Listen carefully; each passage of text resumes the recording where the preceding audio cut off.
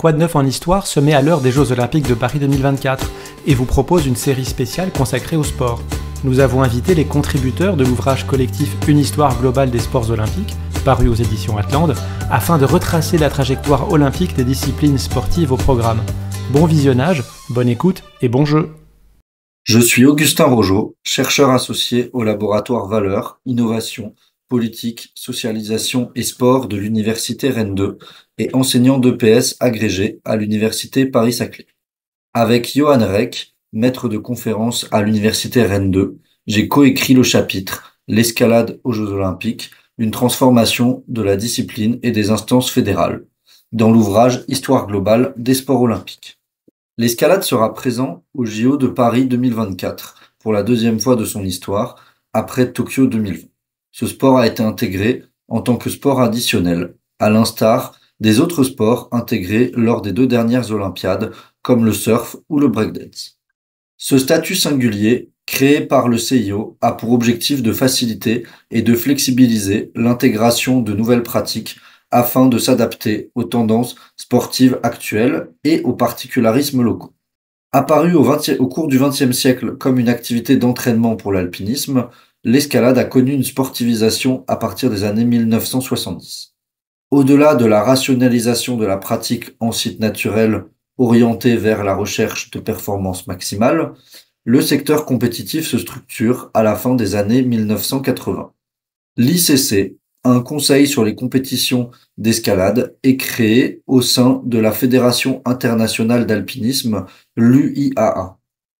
En 2007, une fédération internationale dédiée uniquement aux compétitions d'escalade, l'IFSC, est créée, marquant un nouveau tournant dans l'émancipation du sport vis-à-vis de l'alpinisme.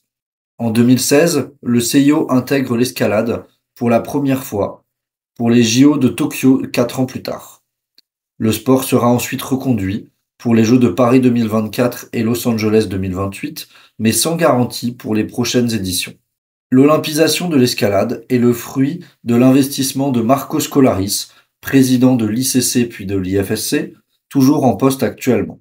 Mais celle-ci repose également sur la structuration des compétitions, devenues plus télégéniques, ainsi que le développement massif de la pratique indoor dans le monde, suscitant l'intérêt du CIO.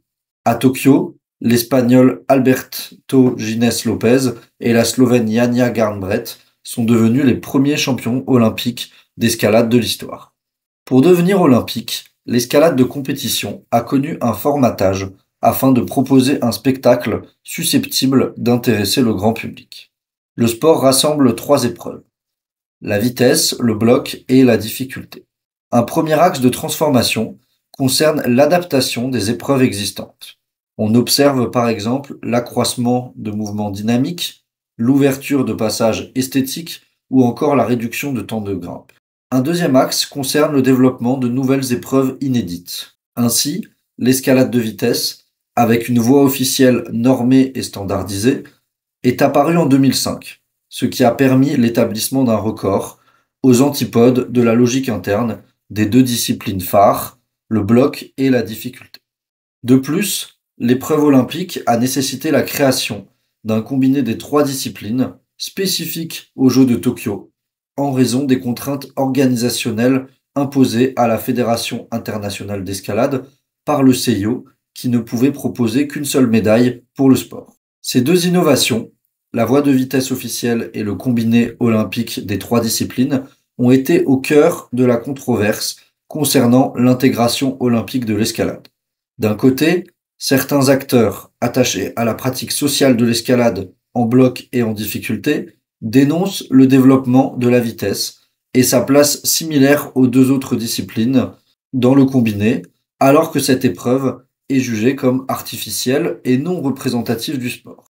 De l'autre côté, les promoteurs de ces 2 innovations considèrent qu'elles représentent des compromis indispensables au développement du sport, ce qui permet de favoriser sa médiatisation et finalement son intégration aux JO. Finalement, l'obtention d'une seconde médaille pour les JO de Paris 2024 permettra de clôturer la controverse. Alors que le bloc et la difficulté sont rassemblés au sein d'un combiné excluant la vitesse, Cette dernière obtient ainsi sa propre médaille. Ce nouveau format, davantage légitime pour les grimpeurs, marque toutefois une consécration paradoxale pour l'escalade de vitesse.